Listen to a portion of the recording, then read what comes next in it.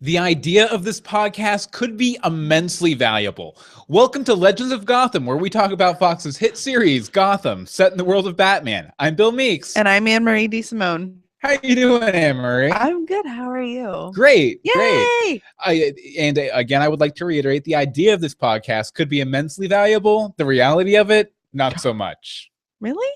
I guess it has its place. It has its moments. Has its time and its place.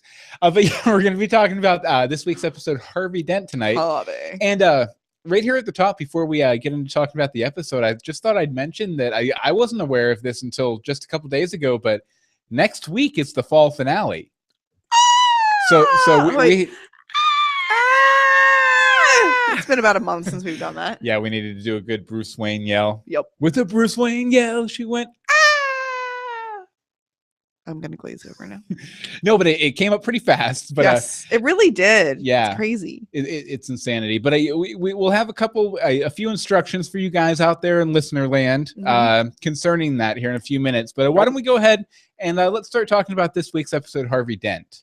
You want to give us some riddling rhymes of rapturous rapidity? Enough with the R's. Rapidity? Shut your face. Why doesn't a lawyer have better lighting? Dent's half in the dark, but he's down with Jim's fighting. Ooh, hold on. My chair's running into things. Oh. When is a mansion like an old box? When a young cat sleeps behind the locks. Did Hargrove build bombs? Yes, to a point. Why does he think he should be in the joint? If Barbara's not home, why is she still paying rent? A cat-bat food fight in this week's Harvey Dent. Harvey Dent. Harvey Dent. Harvey Dent. What'd you think of it overall? I thought it was amazing. You thought it was amazing. Yes, it was a great episode. What about you? Oh, I really enjoyed it. I definitely enjoyed it. It was another one of those transitional episodes. But so much that transpired. For sure. There was a lot that happened. And I figured I'd start with the least important thing that happened in the entire episode. Let's do that. Okay, basically, I think that in this episode, Jim Gordon created Gotham as we know it from the Batman mythos. I don't think that's the least important thing. No, it's definitely the least important thing, the thing that matters the least. Who cares about Batman? No one cares about that. Jim Gordon took a very small action in this episode that I think basically created Gotham as we know it from the comics and the video games and everything else, with Arkham Asylum being the place where all the crazy like Batman-esque villains go, and kind of a breeding ground for them in some cases. But basically what Jim did in this episode to cause that to happen is you remember the scene in Captain Essence office where the mayor's there and he's talking back and forth with Jim, and he's like, the mayor's like, how could you let this happen? And then Jim's like, well, you're the one who kept all these mentally ill people in Black Cape prison with all the regular prisoners and everything. And then the mayor transported them for treatment. Yeah, that's crazy. And the mayor just kind of shuts down for a second, kind of takes it in, and he's like, yeah, just fix it. And then at the end of the episode, we see that not only did that statement get to the mayor, but he's taking action on it. Right. And we find out that he's actually opening up the Arkham Asylum for all of the mentally ill patients from Blackgate Prison. The recently remodeled Arkham Asylum. Yes, which so somehow over the course of this series or the season, somebody remodeled. They slapped a fresh coat of paint up or something like that. Shooed the rats out. No, but it just kind of struck me as funny that Arkham Asylum, which is a big cornerstone in the whole Batman's whole deal, his whole interaction and relationship with Gotham City, in this version of the story is actually kind of created by Jim Gordon through happenstance. That is kind of crazy. And there's been a lot of little touchstone moments throughout the series too, where we see Jim kind of pushing Bruce into becoming the type of person that would eventually be Batman, right, down the line and everything. So I think if anything, this series is trying to prove that Jim Gordon is as responsible for the state of Gotham City as the person who pulled the trigger on Thomas and Martha Wayne, which we'll have some on in a minute. But you all wanted to talk a little bit about Penguin and Liza's creepy penguin. interactions. Yes. What's going on? I'm not sure. It sounds like a call of some sort is coming in. Did we know about this? Oh, it looks like they have actually. Yeah, that was weird. Okay. Okay, sorry. I digress. Okay, so Penguin the Creeper. What? I mean, we all knew you were gonna go after Liza, basically. After was it last week where he found out that Fish has somebody close to him, Yeah, or close to Falcone. But really, with the smelling of and stealing of the nightgown and the perfume. Yeah, it was definitely played over just a sketch to be super extra duper creepy. Extra super creepy. Why does Liza's apartment look like the character she's playing and not the actual Liza? Like, how do you mean? It seems okay. So, like, the character that Fish has her playing is like this 50s housewife. Oh, okay. So you're asking why the apartment looks like one that would belong to a 50s housewife versus like the alt kind of lounge singer that we saw in the first episode with her character. Well, lounge singer, yes, sure. Yeah. No, that's a fair question. I would assume that Fish probably has paid for her to have some sort of like cover backstory because if Falcone's letting her that close to him where she can fix his tea and all that kind of stuff, then he's probably had some guys follow her home. That's true. I'm sure at some point. That's true. And it just seemed a little off. I was just like, this doesn't make sense. It's not quite as creepy as Penguin's mom's apartment. But I don't know. It just seemed a little funny to me. No, Oswald's definitely not the best person to be sneaking up and down stairs either. No, that was hilarious.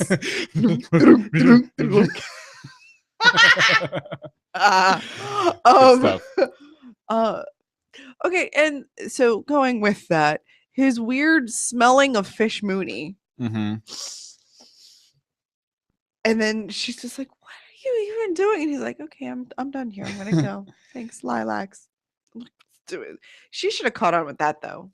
Well, I'd assume that she probably had an inkling, but it was one of those things where she didn't want to give it voice. Almost like she's not good at the not giving it voice though, or an eye roll or something. Well, I think she's kind of starting to realize how big of a threat Oswald is, and I mean him. Well, that I see, yeah. Just him rolling in there like that, just to do that one thing, and then rolling right back out, shows a tremendous amount of confidence. And if nothing else, if I was Fish Mooney, would say to me, this guy has way more power than I think he has. For him, after I stabbed him through the hand with a needle last time we saw each other, for him to just roll in here, sniff me, mention a perfume that smells kind of like this girl I have doing a thing for me, and then it roll out. Like I'd be a little scared if I was Fish Mooney at this point. I think she is. I think she is. I kind of think her big plays this week were almost last-ditch efforts.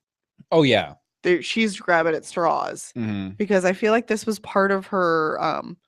Maybe this had anything to do with the numbers or whatever that Liza stole a little bit. Well, that might be where she got the information about the money. That's what I'm saying. That's what I'm saying. Like I think those went hand in hand, and if she's already pulling that card, I don't know. Plus, this move kind of struck me versus other moves she's had in the series, where if one thing went wrong. And, one person got an extra 30 seconds with one of Falcone's guys, or one of Falcone's guys caught a glimpse of her at an opportune moment, she would have been sunk. Yeah, she'd be done. If dead. Anybody would have seen what's his face up on the hill. Yeah, done.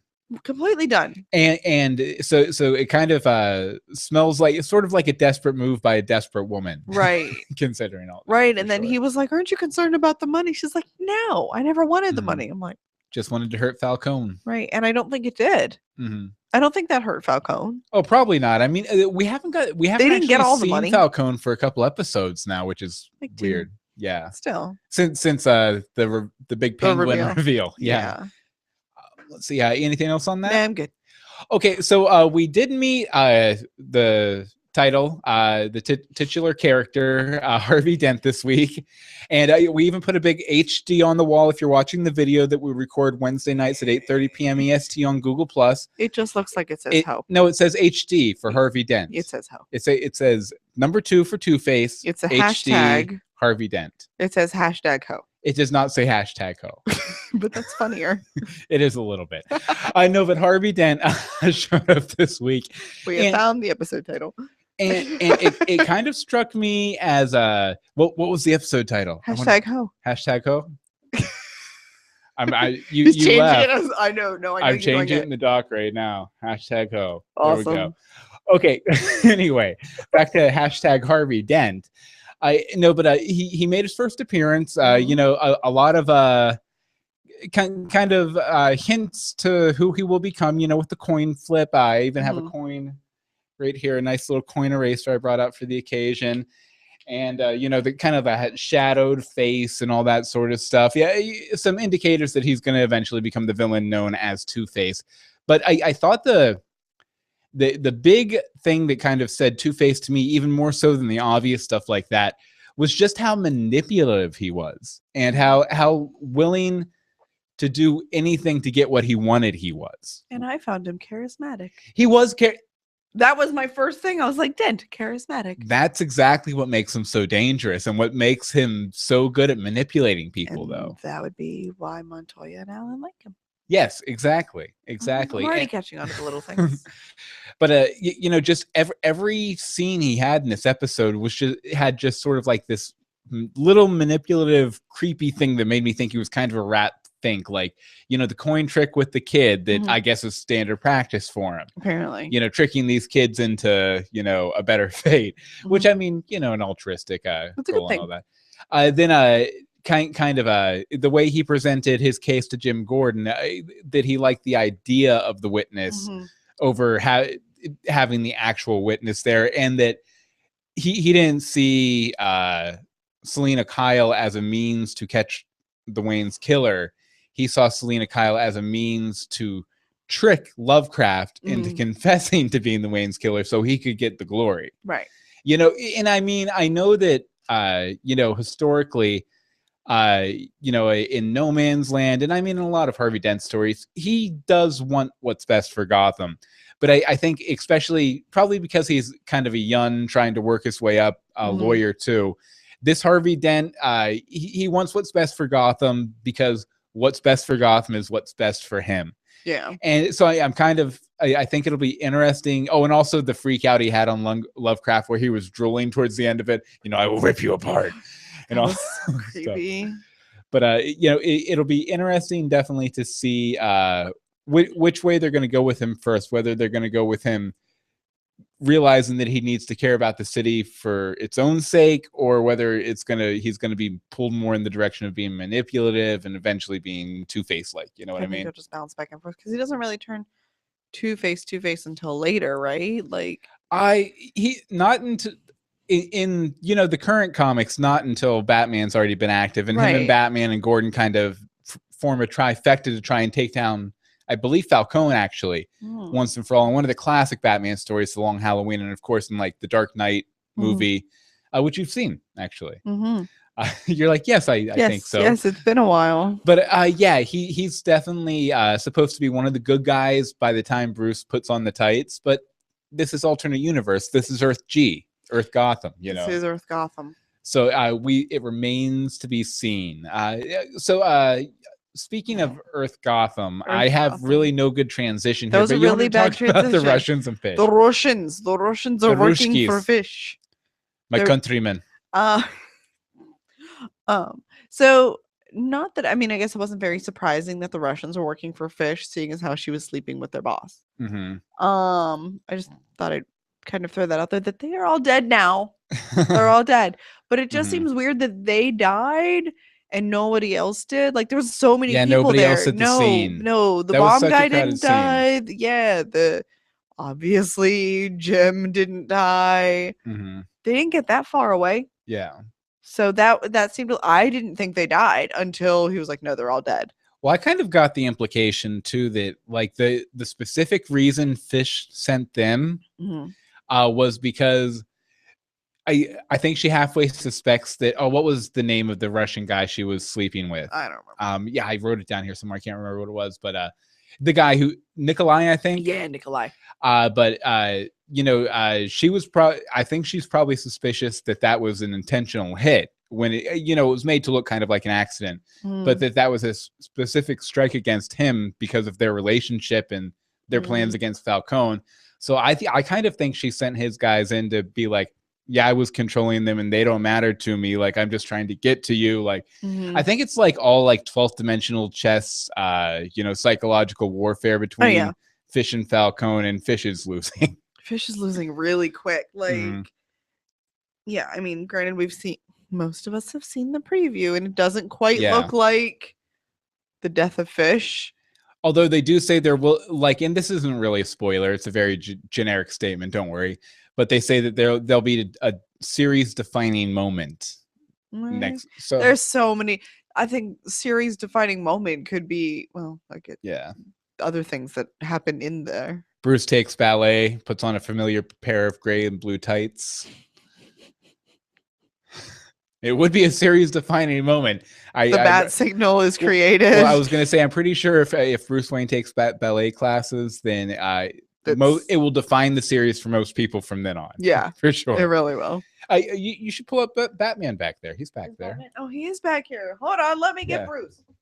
Yeah, Wayne. We need Bruce. Master Wayne, please don't do that. Stop food fighting with the girl. Do not throw your bagel, Master Wayne. Hello, Batman. Hello, Master Wayne.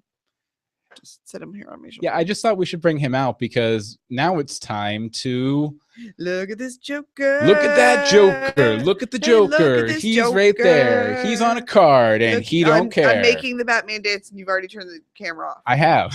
I'm about to throw him at you. Now it's time for Look at This Joker, where we take a look at the Joker clues, plot lines, and random stuff that makes us think of the Joker every week in Gotham. Now, we've been doing this for a while now, and while we didn't see any specific Joker references in this week's episode, there is something worth pointing out. There is. Now, if you come here to the page, you can get it at legendsofgotham.com and then click on the link. Look at this Joker up at the top. We keep it all here. You can come in here and comment anytime you want to, any Joker references you see. But you scroll down here and you see we've been keeping track of it since the pilot. And then we get into episode 2. And something kind of interesting here. This guy right here. I don't know if you guys remember him. He bumped into Bullock and then said, "Hey, clown, watch the shoes." And it got me thinking. Especially tonight on this week's episode, when they did the sketch. Because if you see here, the sketch and the guy, they look pretty darn similar. And here's what he said: "Hey, clown, watch the shoes." No, but it looks almost identical. Yeah. And like I said, this guy was from episode 2, Selena Kyle. And also remember that he had a thing about his shoes, and the killer had shiny shoes. So this is the reason this guy kind of, plus the purplish suit, kind of clued it to us as a Joker suspect initially. And also specifically in the Tim Burton version of the Batman's origin, the Joker's the one who kills the Waynes. So I'm wondering, the shiny shoes connection and everything. This guy, I'm almost 99% convinced is the Wayne killer. I think we've solved the Wayne murder. Well, on Legends of Gotham tonight. Here then? Pat ourselves on the back. Everybody get a shot. We'll celebrate. Pat ourselves on the back. No, but I'm 99% sure this is the Wayne killer. It's a matter of why, who sent him. I'm based on this episode. I'd assume Lovecraft. Yeah. Actually, I'd probably assume Falcone, and he was trying to frame Lovecraft. Really? Yeah. I think it's the chick from Wayne Industries that was creepy. Oh, the Warehouse 39 chick. Yeah. But see, I think we'll get to this in a second, but I think she's connected to Lovecraft. We might, actually. I can't remember. Well, and she's connected to Falcone. Mm-hmm. Because this is what Gotham does. A big web. But yeah, I think we solved the Wayne murder tonight. Probably, maybe, but I'm definitely going to pull this clip out and put it on YouTube if we're right. Because you're really proud of yourself. I did. Well, the thing is, like, I sent it out there for scrutiny among the community. Like, I posted it on Twitter. I posted it on some Facebooks groups. I posted it on Reddit. And everyone seems to agree. Yeah, that's probably it. So, but that makes it too easy. Yeah. It's way too easy. It almost makes me think maybe that's what the writers want us to think, and that they're going to throw a swerve in there somewhere. But also it would just make so much sense because he was in the police station, and that was right around the same time Selena Kyle was hanging out around there. It seems like someplace he'd want to be to take out the only witness of the murder. But he doesn't know she was the witness. I guess probably not. I don't think so. Yeah.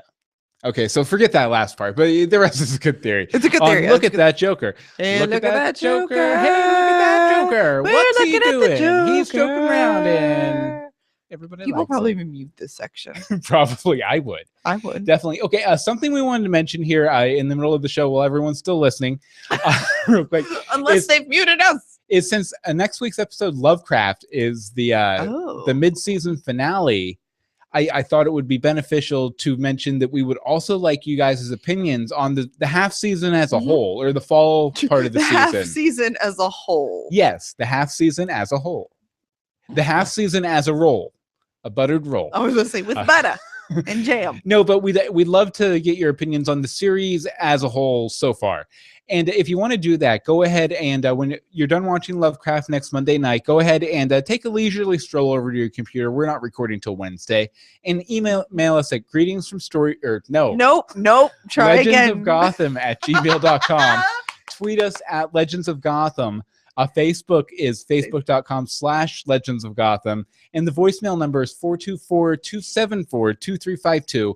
Again, that's 424-274-2352 to get all of your opinions about Lovecraft and the series as a whole for our big, I'd assume probably a little extra long fall finale. And we're going to be doing some extra specials. We're going to do a podcasters roundtable, maybe a listener roundtable, and a cast interview thing that we're going to arrange sometime soon. If you've listened before, you might have an inkling of who that might be.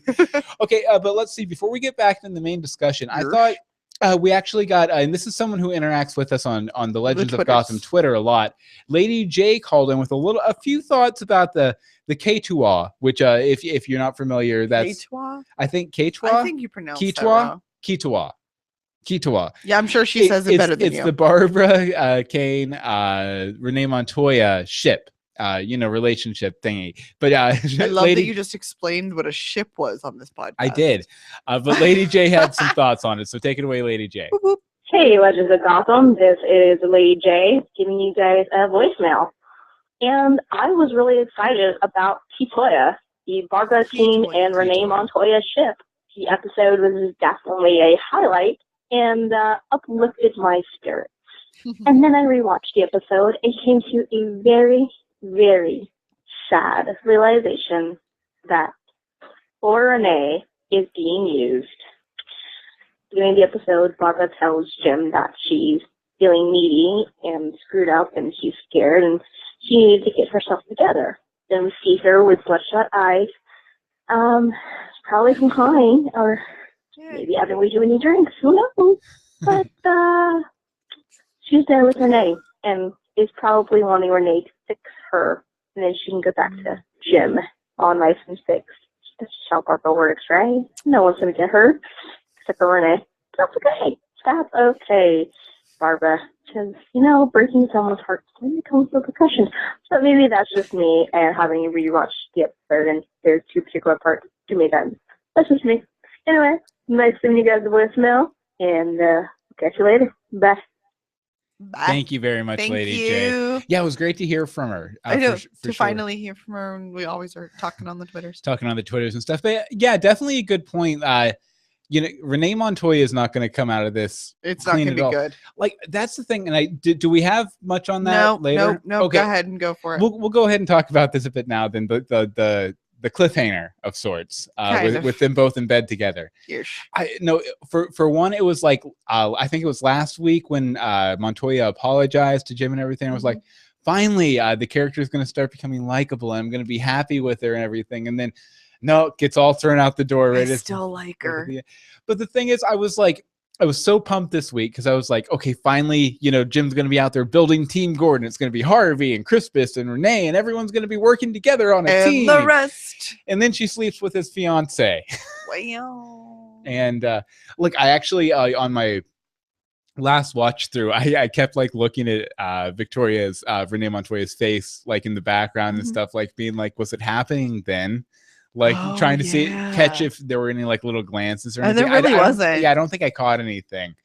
But yeah, and it's like it's one of those situations where it's not any criticism on the performance or anything, but I really hated Renee Montoya this episode because she's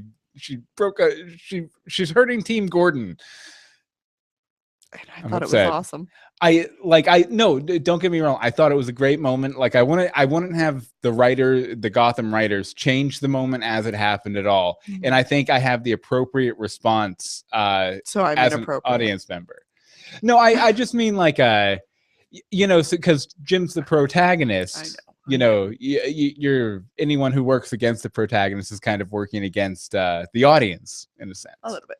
And so I know I'm feeling what I should as an audience member, but still like, come on, Montoya. Get it together. Come on, Montoya. Stop sleeping with Barbara. Okay, let's see here.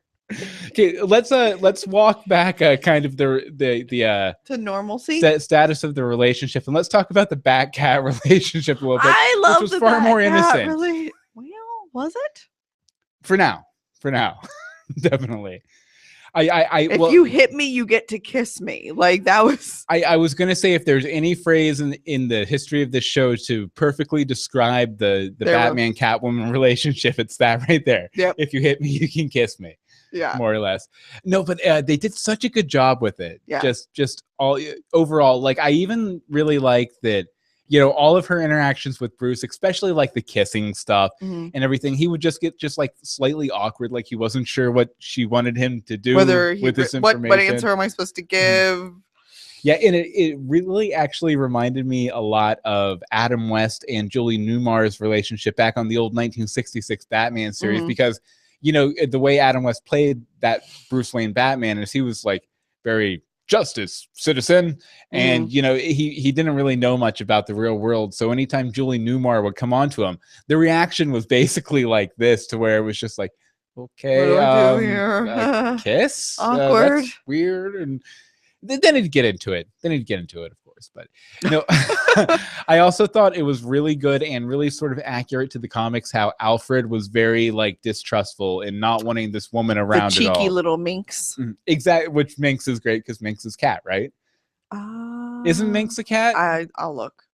Yeah, but anyway, he always historically hates the women in Bruce Wayne's life until he doesn't, and he realizes how positive an effect they have on them. And you kind of get that scene in this episode too, with when he walks in on the food fight and he's like, yeah, you know what, I'm gonna go out and call Jim Gordon, and maybe she can stay for a little bit.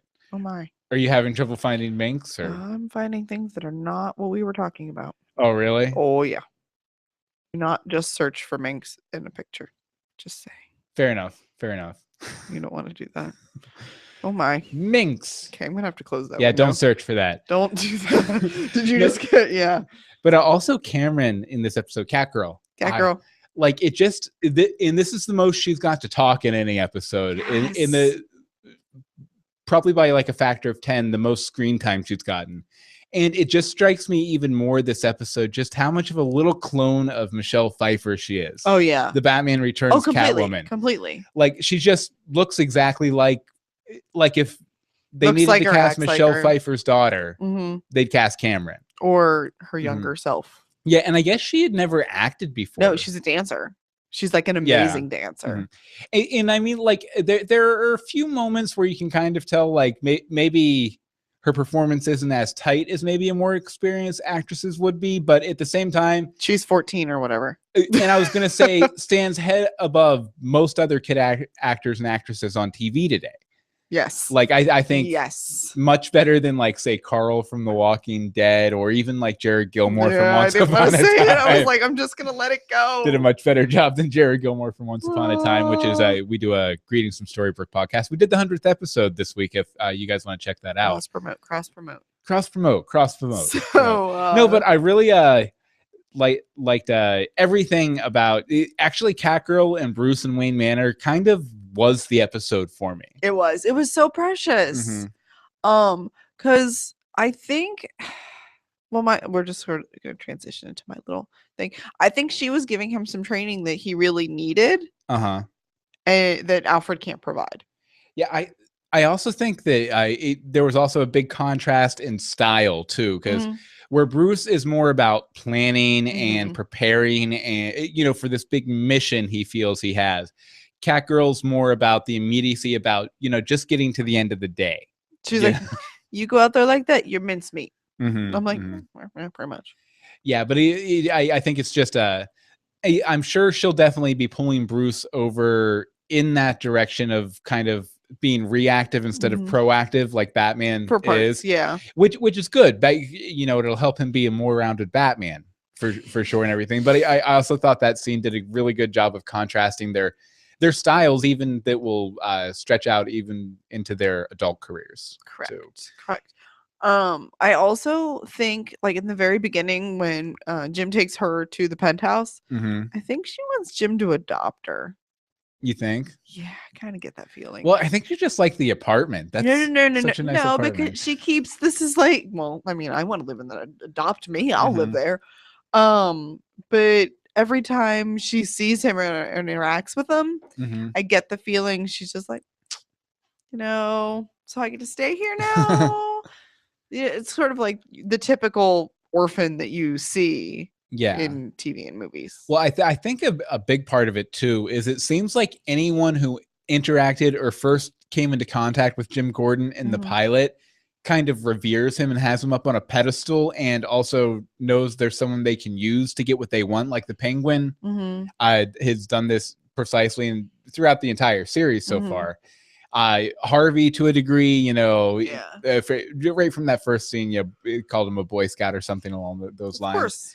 And so, I think it's also a matter of seeing that play out too. Like anyone who met him in the pilot, has him up on this pedestal and thinks he can help them.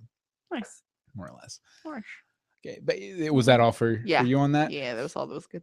Okay, let's see. Oh yeah, and something else I wanted to mention. Like I said, that whole dynamic was pretty much the episode for me. Nope.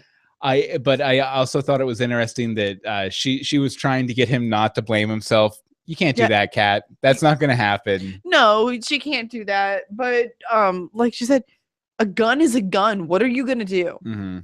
What were you going to do with a gun in your face?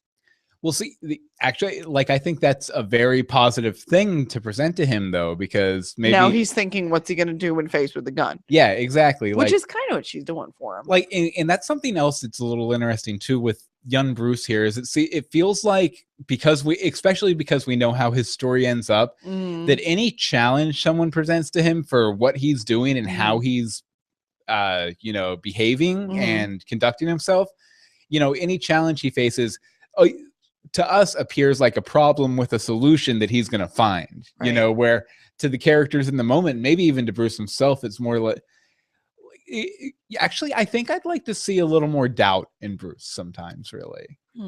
Because he doesn't seem to doubt his direction very much. No, he doesn't at all. And I mean, even in this episode, last episode with the bully and everything, he was like, I want to be homeschooled and stuff. And Alfred wasn't going to have any. And apparently he's being homeschooled now because he mentions, defining his own curriculum, underwater basket weaving. The underwater basket weaving. Yeah. But so that was weird. I thought that was interesting that and I mean, I guess in a sense, to grow up to be someone like Batman, you'd probably not have too many challenges to what you want to do. With the homeschooling thing, he really just wanted him to go to school to have interaction with other people his own age. Yeah. But then Alfred took him to like the big shot's house and had to beat him up. Yeah. So it might not really be a great place for him to go back to. Yeah, kind of. We can definitely see the positive effect of that though in this episode for sure. Well, that was going to be my next thing is as much as Alfred hates Catgirl and he wanted to come in and yell because they were having a food fight, he was like, and then the big smile on Bruce's face, and he's like, yeah, I'm just gonna walk away. I'm gonna let this happen. Yeah. So yeah, and it was also that was a cool scene. Like the food fight was a really cool scene, just because I think it's the first time we've ever seen Bruce acting like a kid, or the first time he's felt like a kid. Yeah, he hasn't felt like like 34-year-old business executive. He felt 14. Yeah. Yeah, and he just so good. Everything about the Bat and the Cat in this episode. The Bat and the Cat strikes back. Okay. Oh yeah, you didn't have a point here, did you? No, because my last one had to be a last one. Okay. But it was kind of irrelevant now. Okay, so I wanted to touch briefly on. I'm kind of tracing Enigma from episode to You episode really are. here, almost down to a scientific point. Which marks? Yeah, but I'm kind of tracking his relationship with Harvey Bullock. I almost said Harvey Dent. I was like, he hasn't met Harvey Dent yet. To the best of our knowledge. But no, I'm still pretty sure that when he cracks and he starts riddling, Harvey's going to be the first victim or the first person he goes after. Yep. And you see him go back and forth with Harvey in this episode. Is if you're going to go with like points, Harvey gets a plus and then a minus in this episode. Right. In the episode or in the first one, it's when Harvey tells him thank you for with the video game scene. Thank you, Ed. Yeah, and then he's like, thank you, detective, and his voice cracks. He's all emotional. It was really, you could tell he was really excited about it. He's like, they're finally starting to see us. They understand. I am special. Yes. And I'm cool. Then, after he goes and he does the experiments with the iron and blows the hole through the iron and stuff, and then Harvey's the one who figures out that it's Gotham Armory that's going to be attacked and everything. He's just so deflated. Like, and they don't even want the iron block. I think that might have been almost more of it, is they didn't want to take the cool block that he just exploded. And even when he was doing that experiment and everything and listening to the radio trivia show and stuff, you were just like, oh, he's in his happy place right now. See, okay, I didn't completely get that he was doing work. Oh, really? I thought this was the beginning of the crazy in the villain. Oh, like he was starting a plan or whatever? Uh-huh. See, I kind of have this theory just because there's so many like lines he starts to say like with purpose, like this is going to be really clever once you guys figure it out. Or just like little things like the question mark on the mug and everything. I wouldn't be surprised if at some point we get a reveal that he actually is already doing the crazy stuff. I think he is. And that all these little scenes that seem disconnected and just like kind of little touching in on the character, like if you play them all in order, it's going to be, oh, and this is how he blew up half the city. Yes. Or, something like that. Some sort of thing that he's just kind of building up to. And I just can't wait to see him break. Because when he breaks, it's going to be so deliciously fun. Yeah, it'll be good. So deliciously like fun. Do you want to do some quick? Yeah, we'll do quick bits because, okay, for those reasons I just mentioned, my last point was, Barbara, come home. Oh, wait, you're busy. Yeah, a little busy. Little busy there. Talking to her old pal Montoya. Oh, we didn't even talk about the prisoner guy, really. Oh, well, he was kind of superfluous. I felt so bad for him. No, He's like, I don't want to do any of this. They kidnapped me. Save me. Yeah, he was definitely a very sympathetic character and everything. And, but with everything else going on in the episode, like I said, he was just kind of like a guy. He was there, and he needed to be, but he didn't have to be. Cat girl is always hungry and drinks milk. Yeah, and this is more of what I was talking about. If Lovecraft called the hit, it's because the Waynes were getting too close to his Warehouse 39 business, which we heard in this episode that Wayne Enterprises and in Falcone, and everybody's all connected with. Yeah, everybody's got something over there. The gift basket bomb. Weird. I thought it was interesting that Catgirl mentioned that her probably fake mom was into show business and stuff, because it just kind of made me think of Fish Mooney a little bit in Fish's Club. Like maybe if there is an actual real mom, maybe the mom is either a dancer at Fish's Club or Fish herself. Especially since they've hit all those motherly points with Fish too. Wow. That seems to be a very thematic thing with Fish. Oh, it is. Plus, I think it would be cool if the penguin killed the fish, which was the mom of the cat. Oh. Or something. Okay. Or something.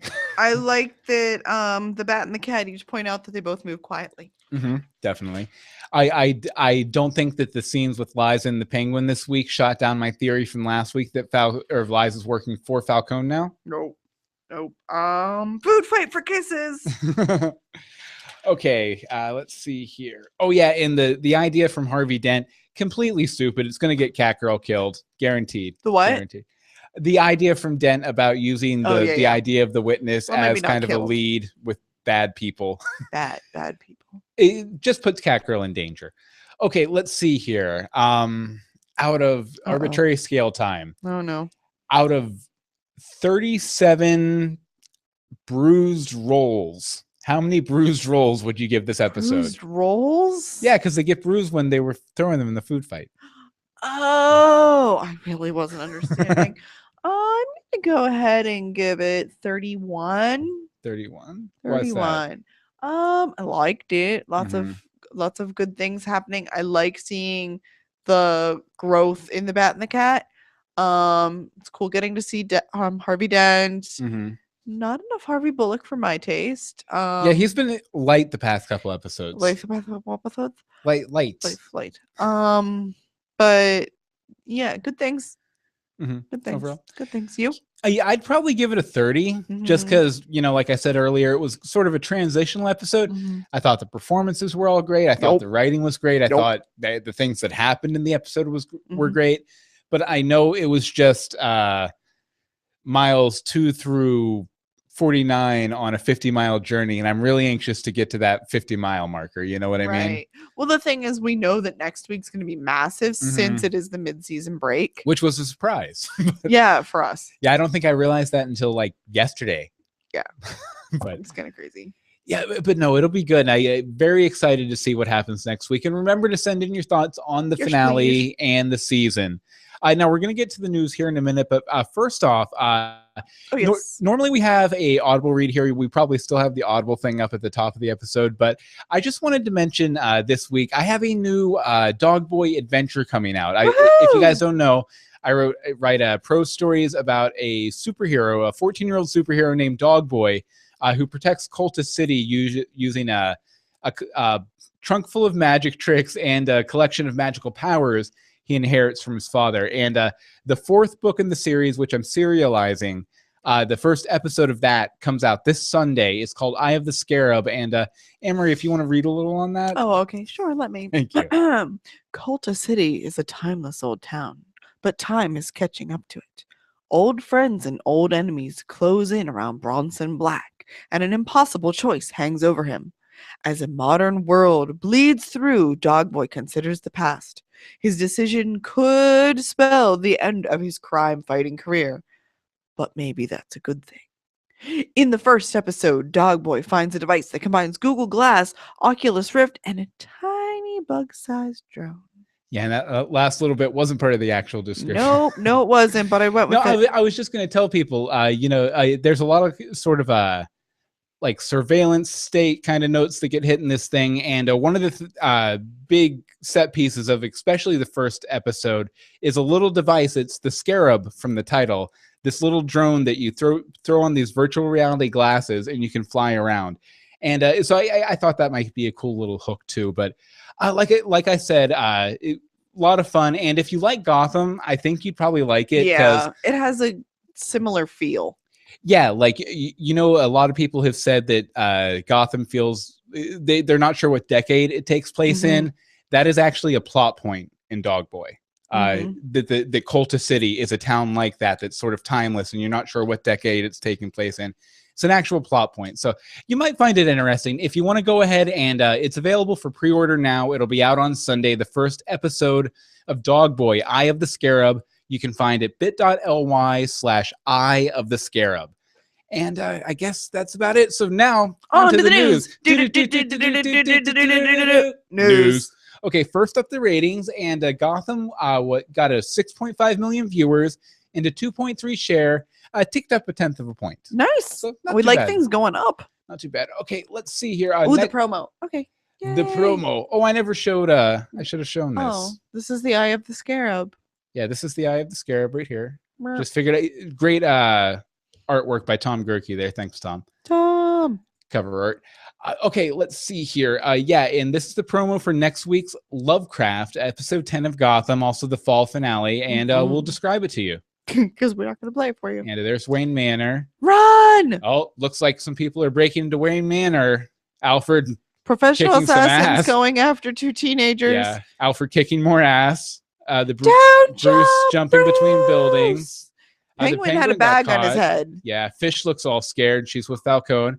Alfred kicking more ass. Some chick in a tight suit. Alfred kicking more ass. Bruce! Master Bruce. Yeah, so I think this is definitely going to be like the episode that Alfred really shines in. And I'm so excited for it. So excited. Yeah, and it looks like a lot of stuff's going to be going down this episode. I think it's going to be boom, boom, boom, boom, boom, boom, boom. And it'll be cool. Also be cool to see the Bat and the Cat sort of out of the manor too, kind of with no supervision, basically. being ruthless out on the streets, like Cat Girl said. Meow. You remember that? Mm-hmm.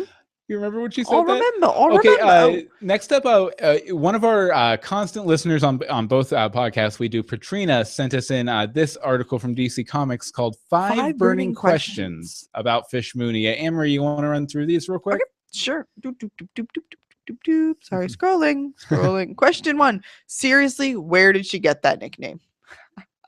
Basically, how did she become the fish? Very good question. 2. Did she have anything to do with the murder of the Waynes? I wouldn't put it past her. Although at this point, I would lean more towards Falcone than Fish. Yes. 3. What's Fish's plan for Liza? Haven't we already figured that one out? Yeah, I think that was like made apparent in the first scene with Liza. Come on, DC Comics, it's your show. 4. What does Fish have against Falcone anyway? That's a very good. That is a question. And that probably ties back into question 1 with where'd she get the nickname, what's her backstory, all that kind of stuff. Yep. 5. Are Fish's days numbered? Duh. Yes. 1,000 times. Yes. Okay, and let's see here. By the way, you can find links to all of these stories in the show notes at legendsofgotham.com. And next up, pretty cool.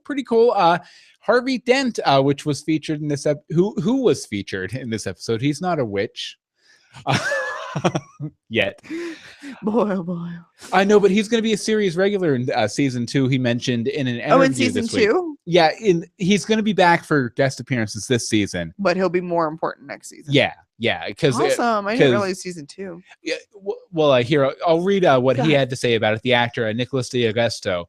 I have this great mini arc here in the middle of the season, but the writers have other things that they have to bring to the table.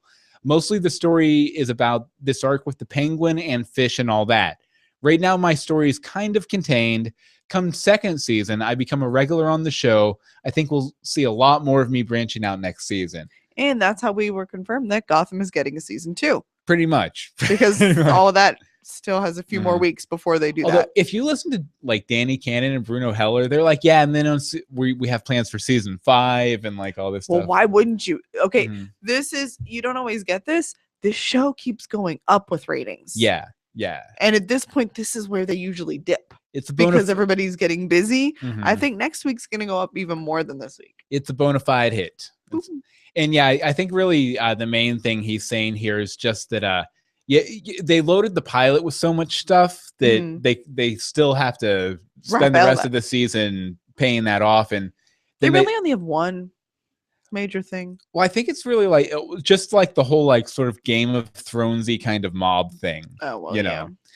That's kind of the plot for this season, and then a little cat girl here and there, maybe some Poison Ivy. I was about to say, I want Poison Ivy. But let's see here. One other thing I wanted to mention real quick is that Gotham was nominated for some cinematography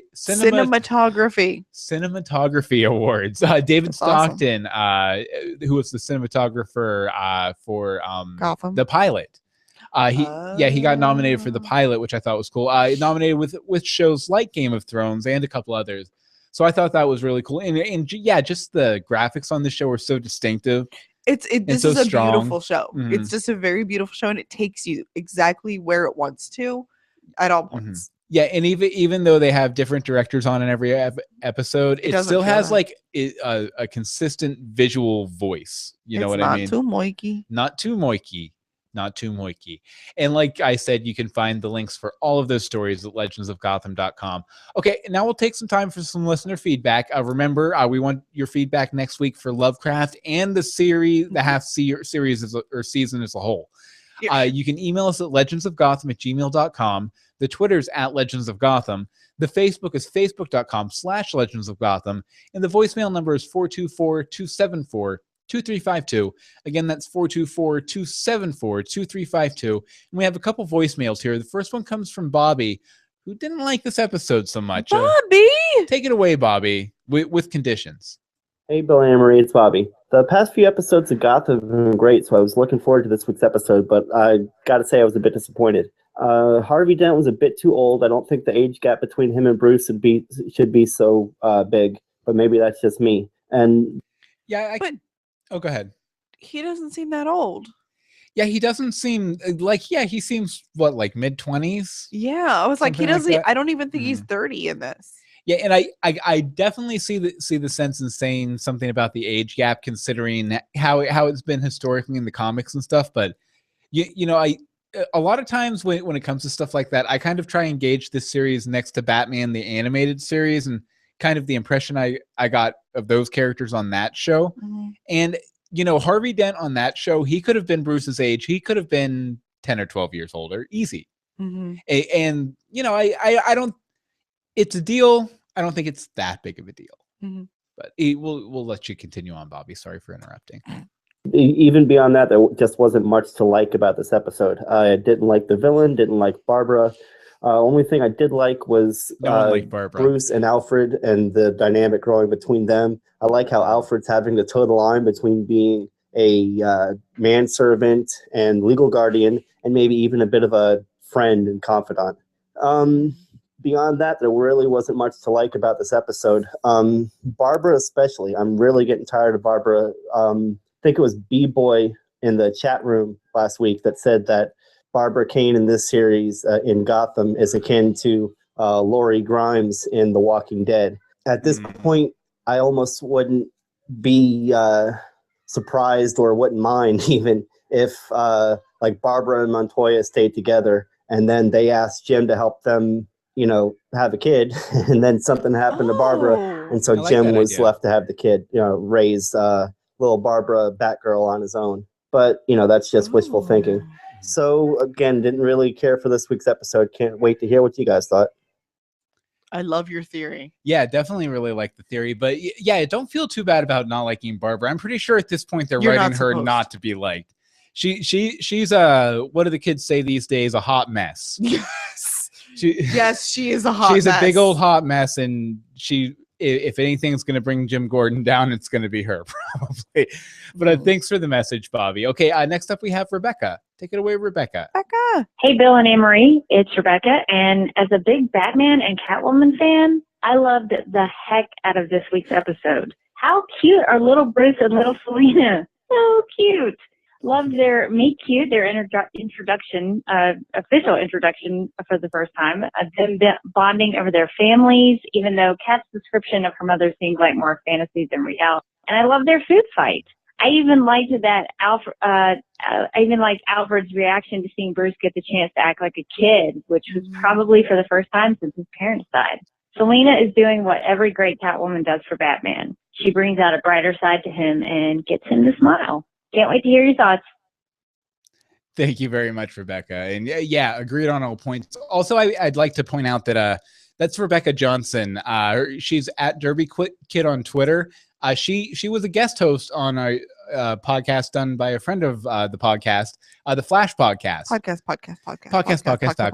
No, but she was the guest host for the Flash podcast this week. So yeah, and they're a big friend of Legends of Gotham. So definitely go over there and check her out on there.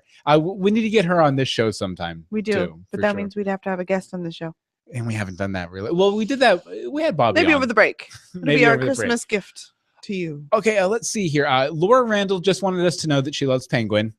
Thank you, Laura Randall. Yeah, we love the Penguin as well. Everybody loves Penguin. And you want to finish up here with Michael's letter? Michael Lucero.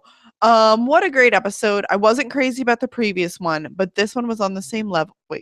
This one was on the same level, if not better than the one with the plot twist about Penguin and Falco. A few thoughts. I wasn't all surprised that Kat was staying at Wayne Manor. In fact, I'm surprised it's taken this long for that to happen. True story. I felt like they were telegraphing it. Telegraphing? Yeah, telegraphing. Okay, telegraphing it way back in episode 2 when Bruce had a conversation with Gordon about wanting to do something for the children affected by the doll maker, in which Gordon said that those kids need more than just donations. Well, that's fair. I actually, that felt more to me versus like them telegraphing it back then, more kind of a callback. Okay, I don't speak telegraphing. I barely speak callbacks. But telegraphing's the opposite of a callback. Oh. Okay. Continue. Let me continue. Yes. Looks like Bruce has finally found a way to help what he was looking for. Seeing young Bruce embarrassed by the idea of liking a girl was pretty amusing. Also, developing my own curriculum, academic areas that interest me. Learning to be a superhero never sounded so enlightening. It was also cute to see them bonding over their creeping skills. Zen in the art of Batman. Yeesh. I found it ironic that Gordon was ultimately the source of the idea to send criminals to Arkham, even if he didn't intend it. Me too, Michael. Yeesh. And I didn't even read your letter. No. So that doesn't sound good. Take care and can't wait to hear the podcast. No, I'm saying Michael. Thank you, Michael. I'm saying great minds think alike. And all that sort of great stuff. minds, right? That's what it is. Great. Mediocre Great minds. Mediocre minds think kind of the same, I think is the quote. True story. Okay, and remember next week, send in your season impressions and your episode impressions. legendsofgotham@gmail.com. The Twitter's @legendsofgotham. The Facebook is facebook.com/legendsofgotham. And the voicemail number is 424-274-2352. Again, that's 424-274-2352. Okay, Anne-Marie, where can people find you online? You can find me on the Twitters @DeSimone or @CCHCblog, which is crunchycrafty.com. And as for me, you can follow me on Twitter @BillMeeks, my Google Plus account, where we do these every Wednesday at 8:30 p.m. EST, is google.com/plusbillmeeks. And as mentioned before, you can pick up my new Dog Boy adventure at bit.ly/Eye of the Scarab. Oh, and also you can get all the show notes and everything for this show, and check out this show and get information about this show at legendsofgotham.com. All right, well, I guess that's about it. And I can't believe we're almost through a half season. I know. It feels like just yesterday we said, hey, let's do a podcast. And here we are. Actually, it's almost a year, because I did get like the 3-month out reminder about the domain name. Wow. Yeah, a couple like a week or something ago. So yeah, it's been almost a year since we registered the domain name. That's cray. Totally cray. And now we're about 10 episodes in.